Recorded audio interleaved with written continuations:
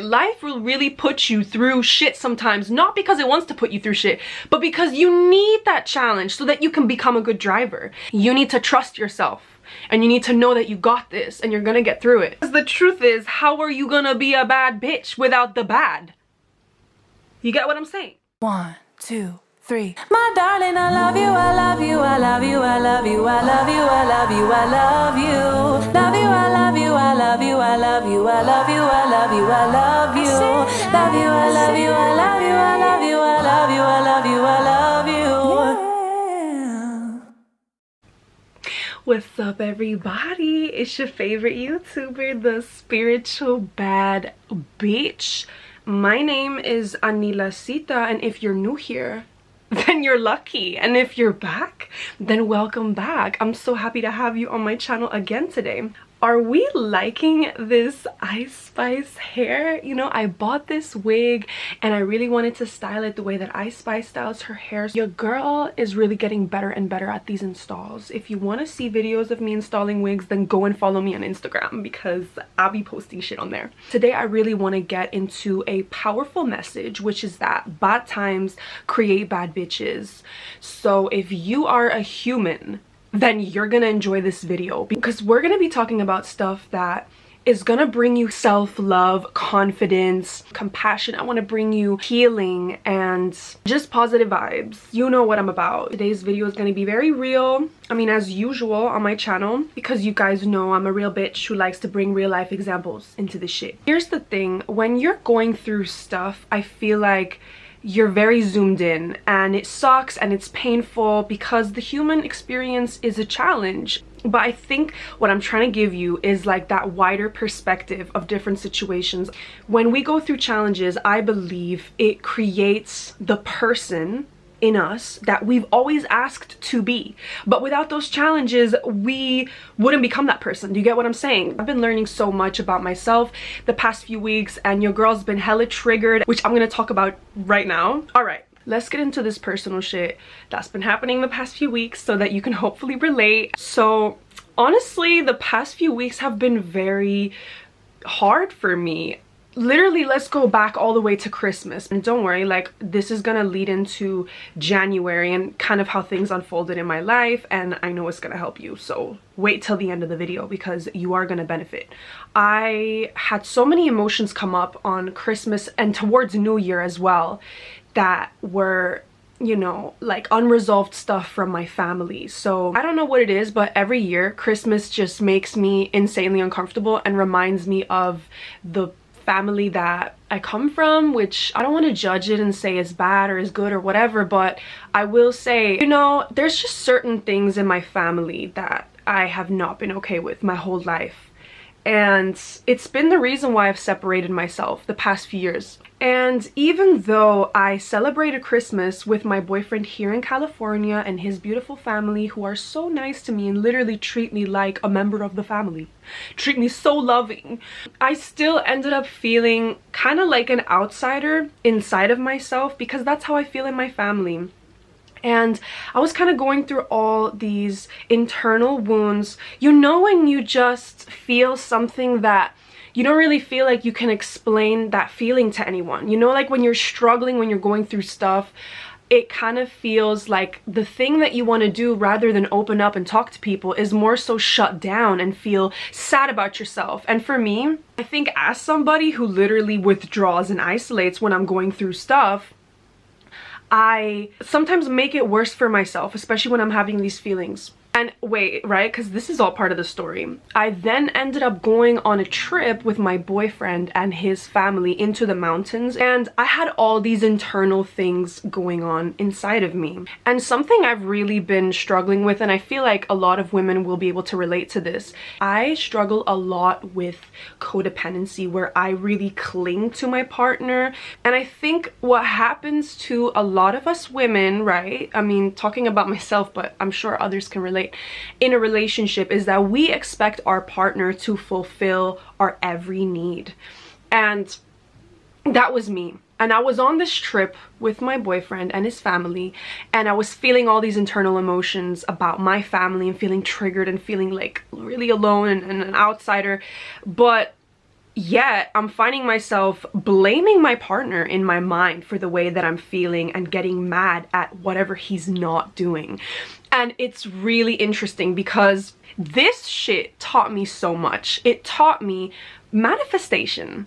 I started noticing that a relationship will amplify your inner wounds, and a relationship will always mirror the relationship that you have with yourself. I don't know if you've experienced this, but for me, every time I'm going through fears and insecurities inside of myself, I end up projecting all of that onto my partner and blaming him and saying that he's the reason why I'm insecure or fearful or whatever, when really that's my responsibility and my shit to deal with. And then I've noticed too though, when I'm in a good place within myself like I am right now, everything is so beautiful in my relationship. Like, my relationship always shows me where I'm at. Show you that wherever you are finding yourself at vibrationally is what your partner will mirror back to you. All relationships in our life are mirrors, but I find that our intimate relationships, they really do a good job at triggering all of that shit inside of us to come up. This can get so bad for me. I can get really stuck in my head. I can often find myself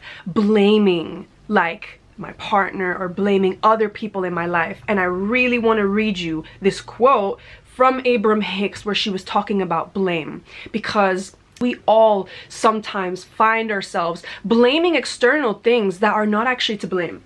Now let me read this for you. Any outside blame you place will indeed become an obstacle, but merely due to your belief system, not because that is actually to blame.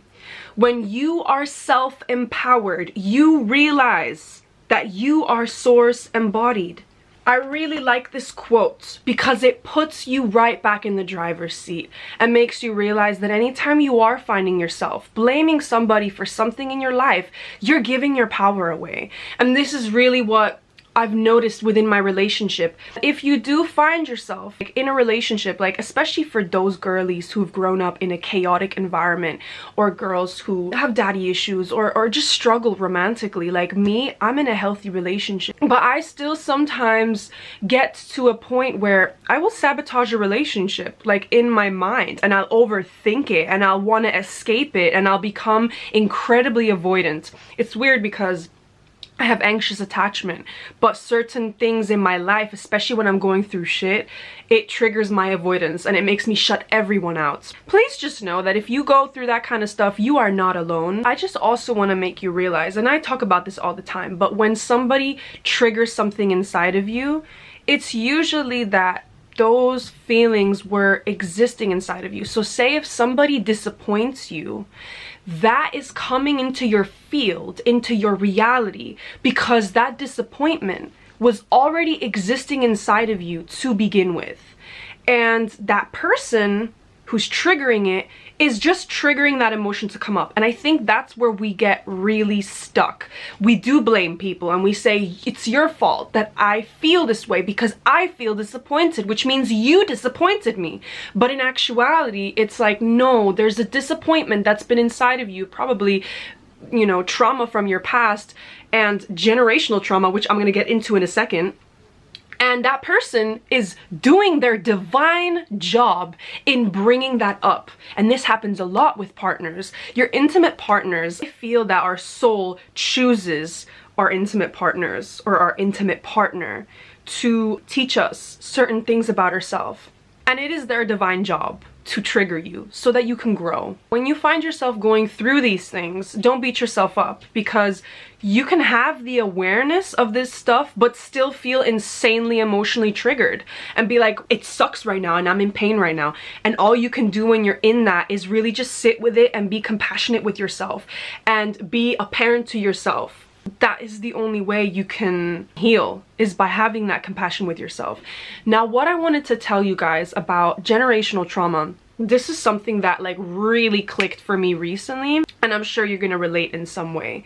So I had a day once where I broke down. This was like a while ago. This was before January, and I broke down to my partner and I was like crying, and I told him, oh, I hate myself and I hate my life and I don't have friends here in LA and I don't know what I'm doing and I just hate everything. And a part of me even felt like I kind of hated him, and not because I really hated him, my partner, but because I was just dealing with so much self-hatred inside myself that, a relationship, like I said, is gonna mirror back to you what you feel about yourself. So felt this hatred and just this lack of like trust in my journey being here in LA. And he was very understanding, and he told me, I don't really know how to help you, but what I can say is that I like you and I like who you are, so continue to go and be that. I was failing to realize in that moment that it is my responsibility to build a community here. That is not something I can like force my partner to do for me. But deep down, I really feel like that was a weird expectation I had inside. Like, he can't do that for me. I have to do that for me. But I'm gonna get to generational trauma right now. Codependency. How this shit has literally been just person after person after person in my family. And I feel like that's what's coming up at the minute. So what that moment reminded me of, when my partner said to me, I like who you are, reminded me of a relationship in the past that my mother had when I was growing up. And what ended up happening is that she met this guy. To give you a little bit of background, my mother was this beautiful woman. She still is. This beautiful woman who worked out, took care of herself. She was raising me and my brother on her own. Like, she was a boss motherfucking bitch, you know what I'm saying?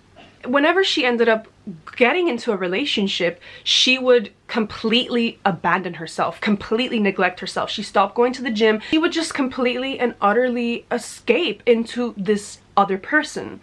And it went so far at some point with this one relationship that I'm telling you about, that it actually ended up leading to a drug addiction. And this is what can happen sometimes when we leave these problems unchecked, these codependency issues, and we don't really go to the root. We don't really question why we feel certain ways or why we do certain things. To be honest, like, that was not a pretty time of her life, I'm sure, and also not of mine, because I was a child when all of this was going down. So I'm only realizing these things in hindsight, because my mom dated that guy from when I was 9 to 13, and pretty much the majority of that time it was a very drug-fueled relationship. And I noticed, looking back at this, like, wow, there's a huge pattern of codependency, of women putting a man on a pedestal and expecting this man to save them. I just had a deja vu. That was so weird. I just had a deja vu on camera because I feel like I've said this in a video before, but I don't know if I have. That was really weird. But anyways, my camera cut off for some reason, malfunctioned, so I have to record this little bit again. The story of my mom and the guy that she was dating, and how it connected to my boyfriend telling me that he likes me as I am. The reason why that moment of my boyfriend telling me, I like you in the way you are, reminded me of my mom is because when that relationship ended between my mom and that guy, I remember him saying that he loved that my mom was this person who went to the gym and took care of herself. He was very attracted to the person that she was when they met. But obviously then when she abandoned herself and stopped doing all those things, it's like his perception of her changed. And I really wanted to share that example because I feel that this happens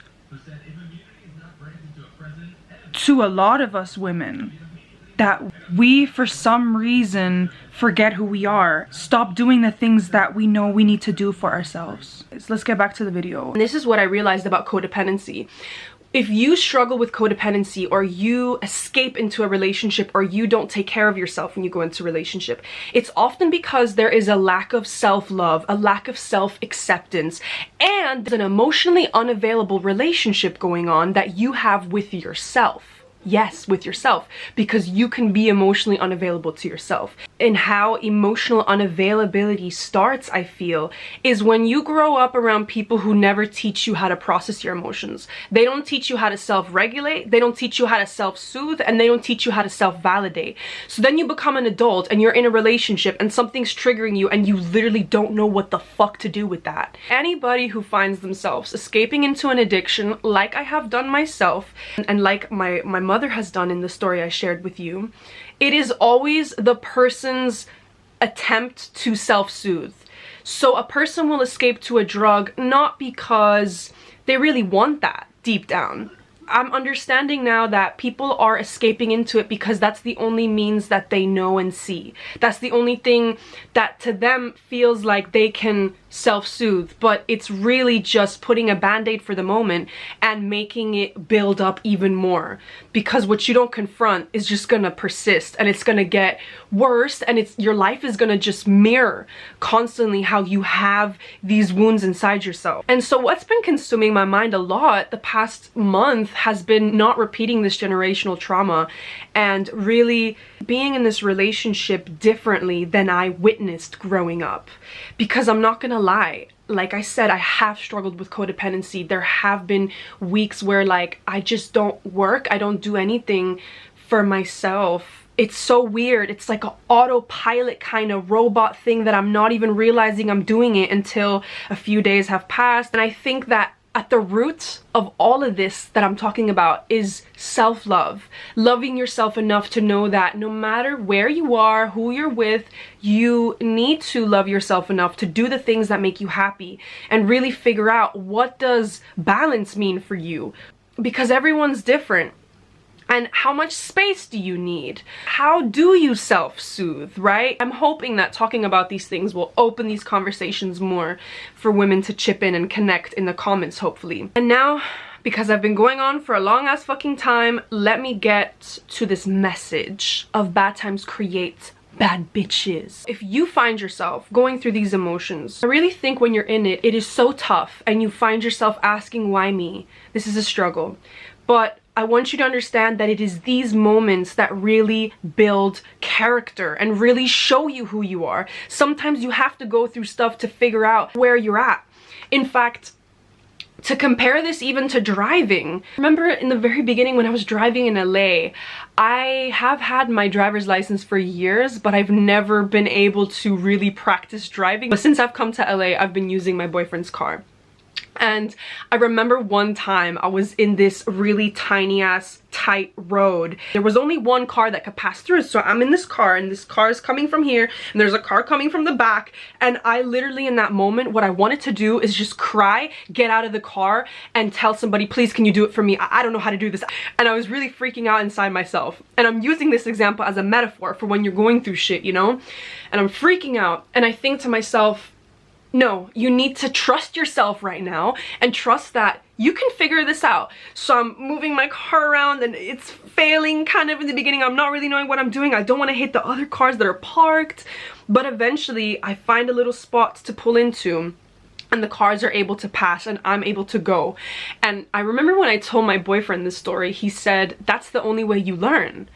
And that really stuck with me because I'm like, okay, life will really put you through shit sometimes, not because it wants to put you through shit, but because you need that challenge so that you can become a good driver. Honestly, like any skill I've developed, I've learned like to crochet myself, I've learned to sew clothes myself, I've learned to install wigs myself, you know, like all these things I'm into. It's always the days when you fuck up the most and it's just a mess that you learn the most. So I just want you to know, bad times, if you're in a bad time, it creates the bad bitch that you're meant to be.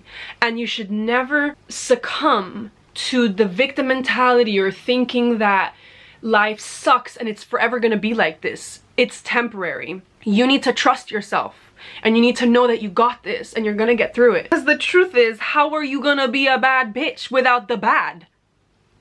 You get what I'm saying? And holy fucking shit, another story about this is literally the way that my YouTube channel started. I started making videos in 2020, and in 2021, I remember it was like one of the most depressing years of my life. I mean, it's crazy because I was very depressed and I was going through a lot mentally, but it was the year that my YouTube blew up. And I find it so interesting even thinking about that, because there the same principle applies of bad times create bad bitches. I had no friends.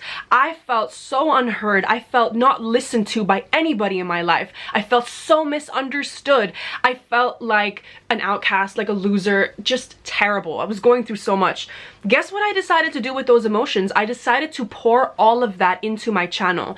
And I thought to myself, you know what? Nobody's hearing me in my life. But guess what? I'm going to create the space for myself where I can feel heard. The thing is this, if nobody's there for you, you have to learn to be there for yourself. Create a space for yourself where you can meet your emotional needs. And what being there for yourself will do is it will attract people and situations that are there for you. Isn't that beautiful? Because everything's a mirror. So if you treat yourself that way, the universe is going to treat you that way. My YouTube wasn't popping off from the beginning. Nobody was really watching my videos. So there was still very much that wound active of nobody's listening to me. But at some point I got really sick and tired of thinking that nobody's listening to me. So what I started focusing on instead is just expressing myself and not caring so much about validation anymore, but just being me.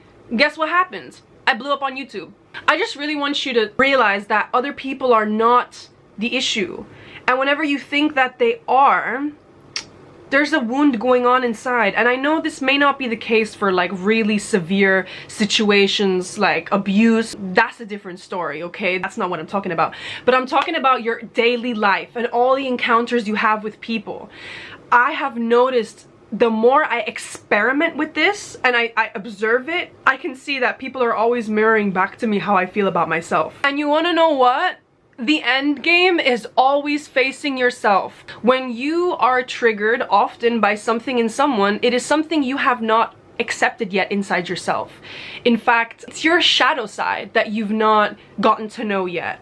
And I've noticed this so much in my relationship because some days I will judge my partner and I'll be like, why are you so negative? Like, you're just constantly focusing on all the negative stuff and it's causing you so much suffering. And I found myself saying this and I knew that the universe was gonna check me, because the next day I'm finding myself doing the same thing and I'm ranting and I'm being really negative. He didn't even have to say anything. I just realized inside myself, you were not talking to him yesterday. You were talking about yourself. So be careful when you talk about others or judge others, because often it's like, it's gonna come back at you and it's something that you have active inside yourself, but you've just not accepted yet that you do.